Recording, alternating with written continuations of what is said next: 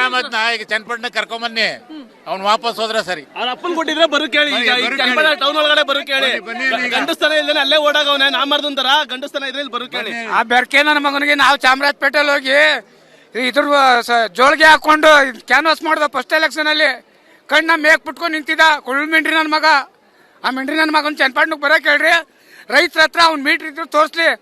ಅಲ್ಲೆಲ್ಲೋ ನಿಂತ್ಕೊಂಡು national travels duplicate number ಅಲ್ಲಿ ಗಾಡಿ ಓಡಿಸ್ ಬಡ್ಡಿ ಮಗ. ಜಮೀನು ಐ ಮಿಂಡ್ರಿ ನನ್ನ ಮಗ ಬರ್ಲಿ, ಅವ್ನು ತಾಕತ್ತಿದ್ರೆ ಡಬಲ್ ನಂಬರ್ ಅಲ್ಲಿ ಒಂದೊಂದು ಬಸ್ ಓಡಿಸಿ ಕರ್ನಾಟಕ ಟ್ಯಾಕ್ಸ್ ಎಲ್ಲಾನು ಹಾಳು ಮಾಡಿ ದುಡ್ಡು ಮಾಡಿರೋ ಕಳ್ಳ ಅವನು. ಆ ಕಳ್ಳನ ಬಗ್ಗೆ ಏನ್ ಹೇಳ್ತೀರಾ? ಒಂದೇ ಸೀರಿಯಲ್ಲೂ 3-4 ಬಸ್ ಓಡ್ತಿದ್ದ, ಆಪೋಸಿಟ್ ಒಂದು.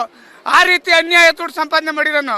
ಪಾಕಿಸ್ತಾನಿ ಏಜೆಂಟ್, ಪಾಕಿಸ್ತಾನಿ ISI ಭಯೋತ್ಪಾದಕಕ್ಕಿಂತ ಕ್ರೂರಿ ಅವನು. ನಮ್ಮ ರೈತರ ಬಗ್ಗೆ ಅನ್ಕೊಂಡು ರೈತರ ಜಮೀನೇ ಹಾಳು ಮಾಡ್ತಾ ಇರೋ ಅನ್ಯಾಯಕೋರ, ನಮ್ಮ ದೇಶದ್ರೋಹಿ ಅವನು. ನಮ್ಮ ರೈತರದ್ದು ಒಕ್ಕಬಾಡು ಹುಟ್ಟಾಕಿ ಅದಾಲತ್ ಮಾಡಿ ರೈತರ ಜಮೀನು ಹಾಳು ಮಾಡ್ತಾ ಇರೋ ಕ್ರೂರಿ. ಟಿಪ್ಪು ಸುಲ್ತಾನ್ಗಿಂತ ದೊಡ್ಡ ಕ್ರೂರಿ ಅವನು.